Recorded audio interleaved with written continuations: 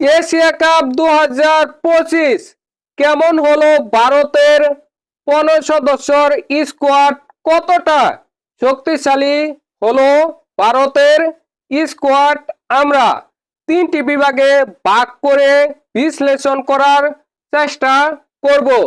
ইন্ডিয়ার batting line up, ইন্ডিয়ার bowling line up এবং ইন্ডিয়ার অলরাউন্ডার, এই তিনটি বিভাগে ইন্ডিয়া কতটা শক্তিশালী তার উপর ভিত্তি করে আমরা দেখার চেষ্টা করব এশিয়া কাপ 2025-এ ইন্ডিয়ার 15 সদস্যের স্কোয়াড কতটা শক্তিশালী হলো এবং ইন্ডিয়া এশিয়া কাপ 2025-এ চ্যাম্পিয়ন হতে পারবে কি পারবে না তা নিয়েও আলোচনা করব।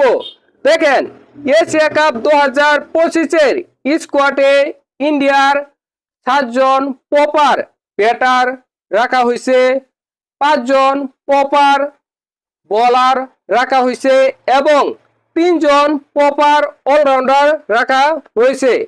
এই 15 জনের স্কোয়াড ঘোষণা করেছে ইন্ডিয়া। যদি আমরা ব্যাটিং লাইন আপের কথা বলি তাহলে সেখানে রয়েছে সূর্যকুমার যাদব, ইন্ডিয়ার ক্যাপ্টেন, রয়েছে শুভমান গিল ভাইস ক্যাপ্টেন, তিলক বর্মা, রয়েছে অভিষেক শর্মা, জিতেশ শর্মা, সঞ্জু স্যামসন, রিঙ্কু সিং। এই 7 জন রয়েছে প্রপার ব্যাটার। এই 7 জন থেকে আবার 2 জন মোটামুটি ভালো বোলিং করতে পারে, কিন্তু তারা প্রপার ব্যাটার। অভিষেক শর্মা এবং তিলক বর্মা, এই 2 জন মোটামুটি ভালো বোলিং করতে পারে।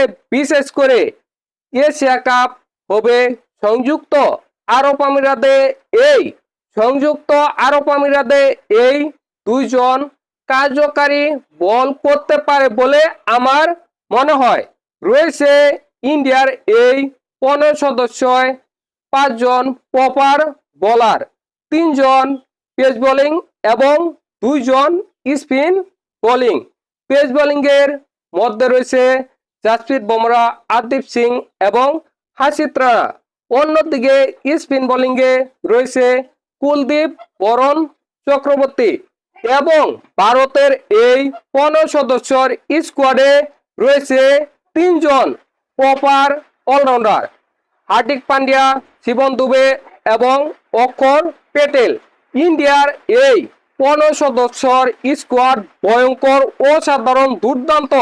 দেখেন, এখান থেকে যে 11 জনকে একাদশের জন্য বাছাই করা হবে তারা কতটা শক্তিশালী হবে, তারা কতটা ভয়ঙ্কর হবে, এই স্কোয়াড দেখে মনে হচ্ছে এশিয়া কাপ 2025-এ হট ফেভারিট ইন্ডিয়া এবং ইন্ডিয়া চ্যাম্পিয়ন হবে। শুধুমাত্র সময়ের অপেক্ষা। আপনাদের কি মনে হয় অবশ্যই কমেন্ট করে জানাবেন।